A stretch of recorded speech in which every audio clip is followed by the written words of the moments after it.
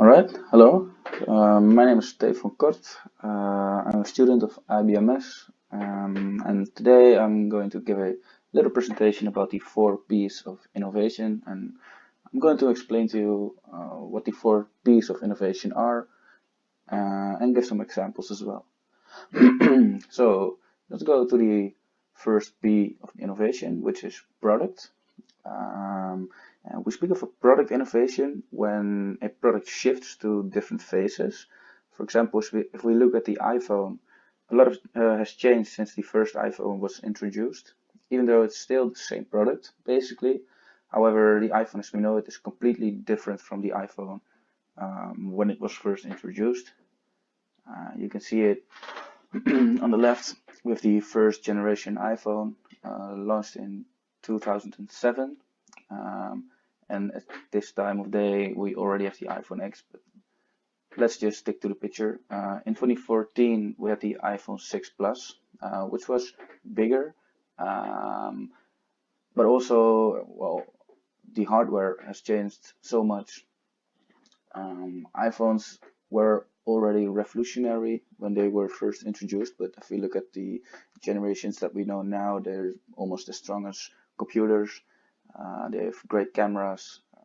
So yeah, that's a very good example of product innovation. The product has basically stayed the same, however, it is just improved so and so much. So if we move on to the next P of innovation, which is process innovation. Innovations can also focus on processes through which products are created or delivered. Because so many of the products used in relief settings are initially developed for non-relief contexts, a natural focus for humanitarian innovation is to consider how an existing product might be used in resource-poor or rapidly changing settings.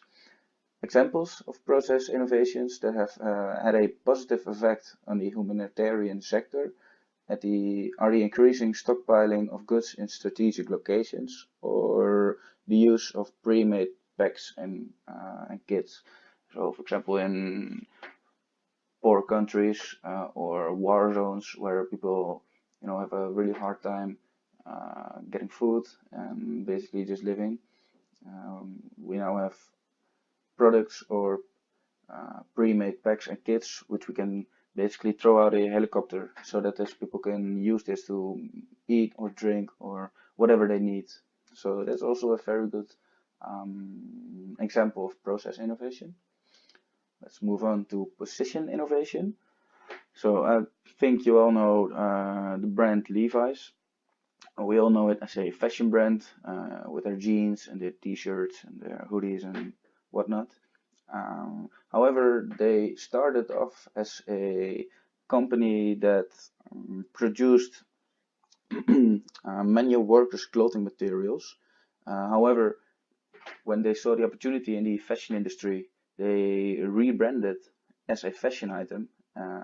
So they started as a company that produced workers' clothing materials. However, when they felt that they had to develop to fashion, they did, and very successful because we all know it, and they make a lot of money, and it's a very big company. So that's really something. They had a certain position, which you can see on the left picture, but they just changed, and it really worked out for them. All right.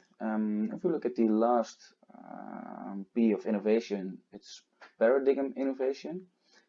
Paradigm innovation relates to innovation that defines or redefines the dominant paradigms of an organization or maybe even an entire sector. Paradigm-based innovations relate to the mental models which shape what an organization or business is about. For example, if we look at the transport method on the left, using a horse,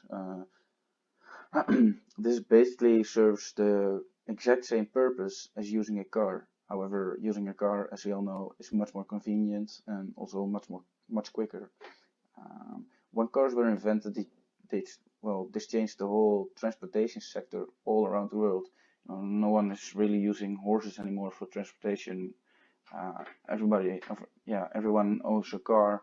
It's just much better, and it basically serves the same purpose. However, they developed something new in the form of a car, and yeah, this just changed the whole sector without changing the purpose, because like I said, it's basically the same. So those were the 4 P's of marketing. I hope you learned something from this video.